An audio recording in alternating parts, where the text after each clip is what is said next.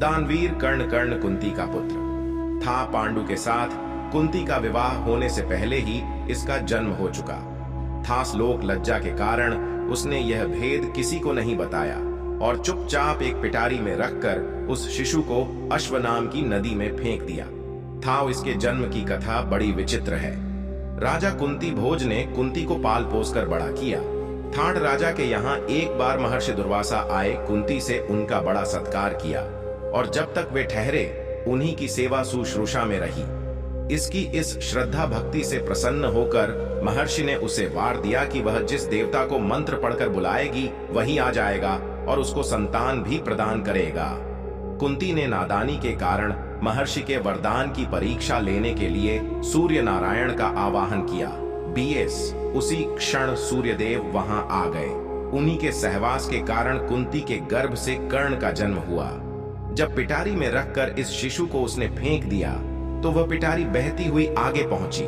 वहां अधिरथ ने कौतूहलवश उसे उठा लिया और खोलकर देख तो उसमें एक जीवित शिशु देखकर वह आश्चर्य करने लगा। अधिरथ उस शिशु की निरीह अवस्था पर करुणा करके उसे अपने घर ले आया और उसका पालन पोषण करने लगा। उसने उसे अपनी संतान समझाक बालक के शरीर पर कवच कुंडल देखकर उसको और भी अधिक आश्चर्य हुआ और तभी उसे लगा कि वह बालक कोई होनहार राजकुमार है। उसने उसका नाम वसुषेण रखा। वसु का अर्थ है धन कवच, कुंडल रूपी धन उसके पास था। विधाता ने ही उसको इसे दिया था, इसलिए उसका नाम वसुषेण उचित ही था। वसुषेण जब कुछ बड़ा हुआ तो उसने शास्त्रों का अध्ययन करना आरंभ कर दिया। वह सूर्य का उपासक था। प्रातः काल से लेकर संध्या तक वह सूर्य की उपासना ही किया करता था।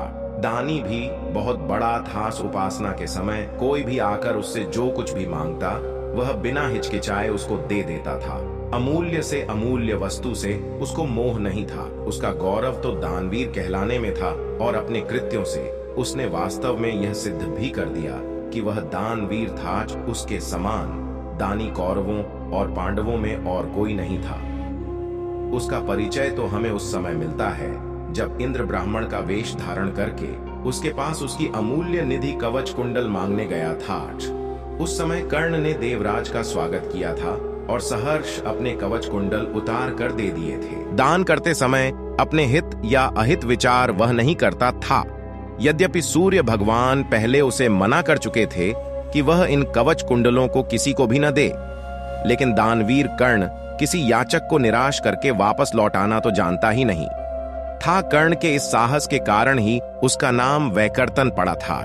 यदि इस कवच कुंडलों को वह नहीं देता तो कोई भी योद्धा उसे युद्ध में परास्त नहीं कर सकता था। इंद्र ने अर्जुन के हित के लिए ही इनको मांगा था, क्योंकि इनके बिना अर्जुन कभी भी उसे नहीं हरा सकता था। फिर भी उसके इस अद्वितीय गुण से प्रभावित होकर इंद्र ने उसको एक पुरुषघातिनी अमोघ शक्ति दी।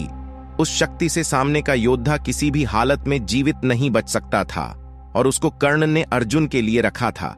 लेकिन श्री कृष्ण ने चाल चली और कर्ण की उस शक्ति को घटोत्कच पर चलवाकर अर्जुन के जीवन पर आए इस खतरे को सदा के लिए मिटा दिया।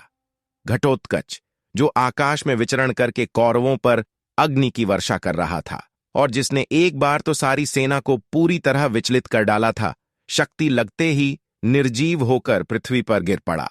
धनुर्विद्या में कर्ण अर्जुन के समान ही कुशल था। एक बार जब महाराज धृतराष्ट्र की आज्ञा से कौरव पांडवों की अस्त्र शिक्षा की परीक्षा के लिए एक समारोह किया गया था, तो अर्जुन ने अपने अस्त्र शिक्षा के कौशल से सबको चकित कर दिया था। उसने ऐसी ऐसी क्रियाएं कर दिखाई थीं कि किसी भी योद्धा की हिम्मत नहीं होती थी कि उसका जवाब दे सके। एक विजेता की तरह के कौशल दिखाकर वह प्रशंसा लूट रहा था। दुर्योधन उस समय हतप्रभ सा होकर चुपचाप बैठा था। अर्जुन का सा कौशल दिखाना उसके सामर्थ्य के भी बाहर था।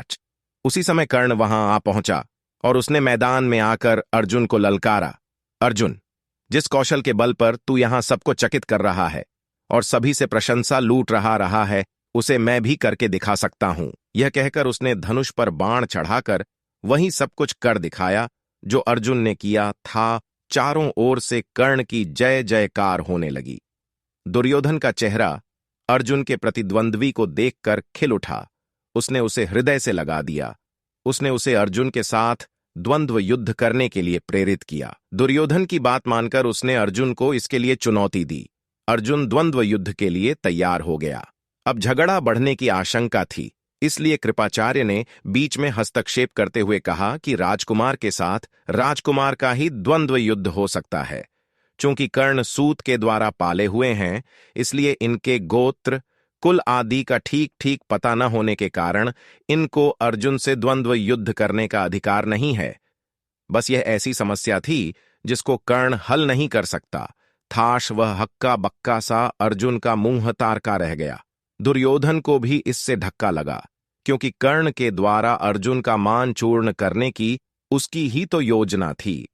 जब कर्ण इस दुविधा में पड़ा हुआ आगे अपने पैर नहीं बढ़ा सका, तो दुर्योधन ने उसे राजाओं की श्रेणी में लाने के लिए अंग देश का राज्य दे दिया।